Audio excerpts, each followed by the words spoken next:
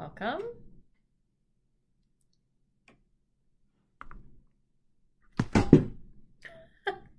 Just dropped something.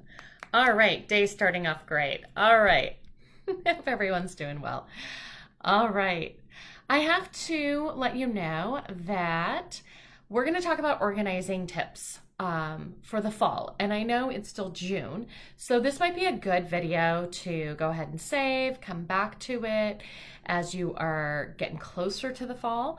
I decided to talk about this for two reasons. And the first main reason is I see a lot of questions about this on social media, a lot of questions from students, interns who are getting their first job. So I thought, let's just talk about it now. And again, it's just a good one to save and come back to at any time. I'm Jenny Ponzuric, and my background is in the amazing world of school psychology. I have been part of this field for over 20 years. I am the founder of the Prepared School Psych community, and every summer I host a summer boot camp for school psychologists as well. We'll talk about that a little bit. But let's get on. I have 3 quick tips for organizing for fall 2023. Let's look at our first tip here. One of the things, as we all know, is that there tends to be some different waves that go through special education. Times where we're super duper busy and other times when we're just busy. I don't know if there's ever a time where a school psychologist is ever not busy. But so we have super duper busy and then we just have busy, right? And so one of the things that can be really helpful at the beginning of the year, and I know a lot of school psychologists will kind of do a deep breath, maybe right around holiday breaks as well, is they really think about how to prepare themselves for those super busy times of the year. So for example, for those of you who have a lot of families where we're still sending out packets, like hard copy packets, unless you work in a district where your district office staff does that for you, most of the time that is on the school psychologist to get all that stuff ready to go.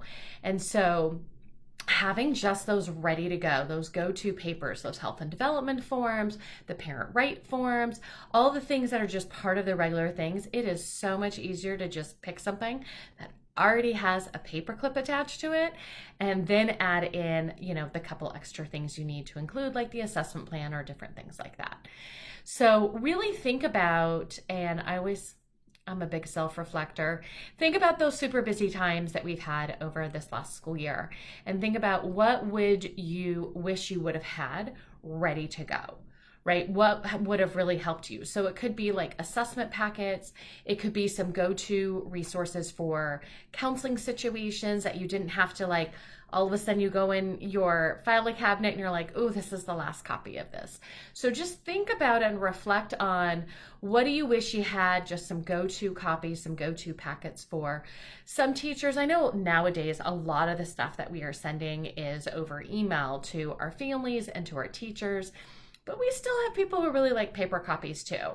And so in those instances, how can I get those types of things ready? And one of the things I think could be really helpful too when we're thinking about those super busy times is I always think about the email that I write over and over and over again. It's like the same exact email, right? And so it's going to look a little bit different on how you do this, whether you're using Outlook or Gmail, but there are ways to set up template emails. I don't know if everyone already uses those. If so, just pat yourself on the back for already knowing that.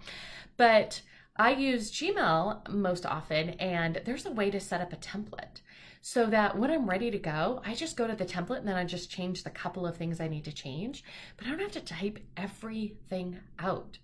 So I know this is the time of year too, where for a lot of you, the students are already gone, but a lot of times school psychologists are still hanging out in their offices and kind of cleaning things up. And that could be a great time to look back, go find that perfectly worded email, that one that you wrote it beautifully, make that a template so that next year when you are ready to go in fall, you just have to go into your templates and find it, and it's going to save you a lot of time so you do not have to Really think about, how exactly do I want to say this again? How do I want to word this, right? So really think about and reflect on those super busy times, super duper busy times that you've had this last year. What did you wish that you kind of had more at your fingertips that you could kind of do some preparation for when we come back this fall? Okay, second tip. Really think about, for those of you who are staying with your same team, reflect on what has worked for scheduling things. And one of the things I always think about at the beginning of every school year is scheduling our reevaluations. We already know when they're due. Yes, something might come up and we might want to do it a little bit early, but if nothing comes up, let's just get it on the calendar now, right? And so that's one of the first things I know I always did with my team is we would sit down together. Now, a lot of times like at the elementary level, I'm thinking back where I had schools where I had like one case manager and one SLP and me. Like it was super easy. We just calendared the whole year. And again, we knew we could make some changes, but we just calendared the whole year.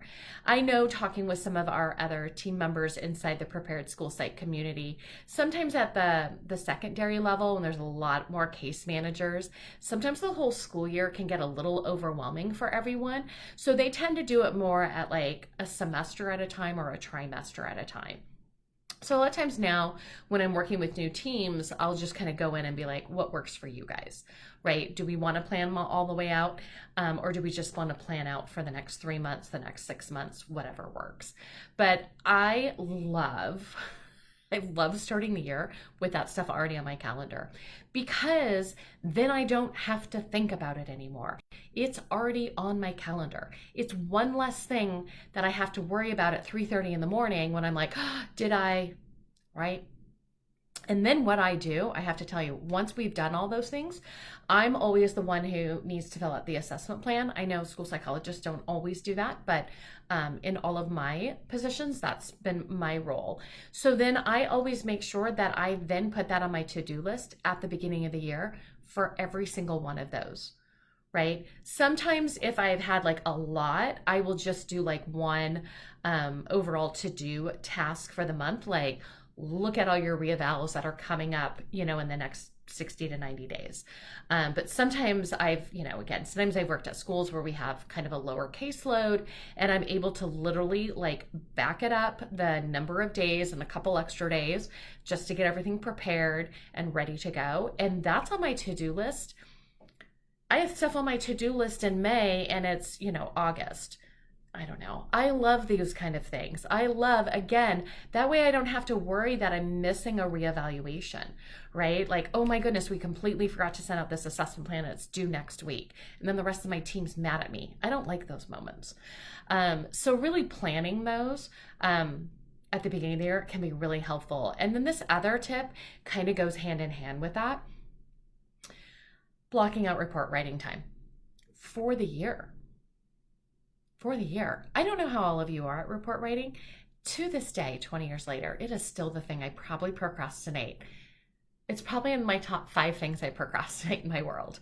I just put it off. I put it off. And one of the things that has been useful that I have tried out is once we have put reevaluations on, I already know when we're having the meeting, I already know myself around like how much time I need ahead of time for report writing. Block out that time on the calendar now. And for those of you who work secondary where you have 75 reevaluations a year or something like that, in those kind of cases, I'm probably not going to put, write Jenny's report on this day. But maybe instead it's some sort of regular to-do item on my calendar. Right? That I always write reports during third period every single day, unless something else, big is going on for the whole day, to really block out that time because I do not love writing reports on the weekends and late at night. That's not my favorite thing to do. But at the same time, I also procrastinate them.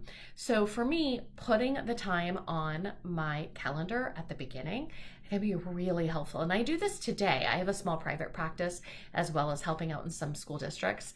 So I just said yes to a private practice client and I already know when I'm going to be evaluating the student. I've already put report writing time on my calendar. I already made sure to block that out. It's one of the first things that I do, so that when we get initial evaluations, it could be part of the process to make sure that you get that report writing time if it's not a regular time frame on your calendar. All right. These were just 3 quick little tips for you today. And I mentioned that I run something called the Summer Boot Camp for school psychologists. This is our 4th summer that we have been providing this. We've got sessions for people that are great if you're still a student, if you just graduated and you're getting your first job, if you're new. We have a lot of veteran psychs who sign up for Summer Boot Camp too, and they just love that ongoing learning, always wanting to take a deep dive into some topic or other. But I will let you know that we have a session all about organization tips. So way beyond these 3 that I talked about here today. So our presenter for this, Sarah, she's my go-to person for organization. Love talking with her about organization tips. And I think it's great because Sarah's had a lot of different experiences as a school psychologist. She has been a school psychologist like at a single school. And, how do we do organization as a secondary school psychologist with multiple case managers, really trying to make sure we're all on the same page with our organization as well. But she's also had experience with kind of helping out at multiple school sites. And that just really is a great way to see how great you are at organization, is you're not at one site or just 2 sites, but you're at multiple school sites, and if they're irregular, right? Then we really need to check in on our organization strategies. So I'm so excited she said yes when I asked if she would do a session on organization for our summer boot camp. You can find out all the details about summer boot camp right at my website, right above my picture here, jennyponzuric.com. Summer boot camp information is right there on the front page. We have 10 sessions in total. You can sign up for this group of 5 or this group of 5, or you can sign up for all 10 of them. We are starting every day. They're running July 10th through the 21st, and we start every day at 10 o'clock in the morning, Pacific Standard Time, because that's my time zone. And every session's only 90 minutes to 2 hours. We're trying to keep them kind of want to make sure we have time to get into the topic, but not, I don't know about you guys. It's hard to listen to a full day of training. It's hard to listen to a replay of a full day training and to block out time for that.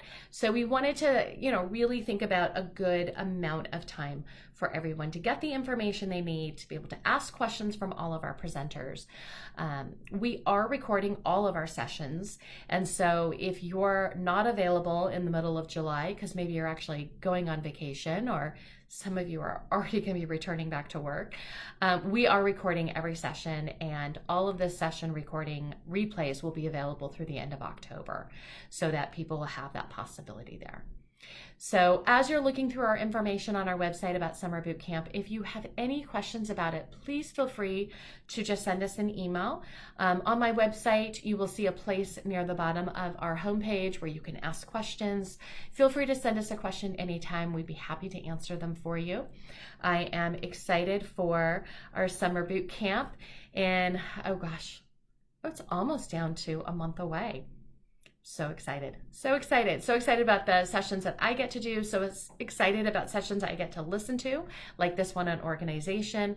Such a wonderful opportunity for me to reflect on what's been working for me and what other tips someone else can share that maybe is something I haven't heard of, something I haven't thought about, and something I can add to make sure I'm as organized as I can be. All right. Thank you, everyone who is here live. Thank you, everyone who's listening to the replay. And as always, if you have any questions, reach out. Otherwise, have a wonderful rest of your day, and I'll see you guys all another day. Bye, everyone.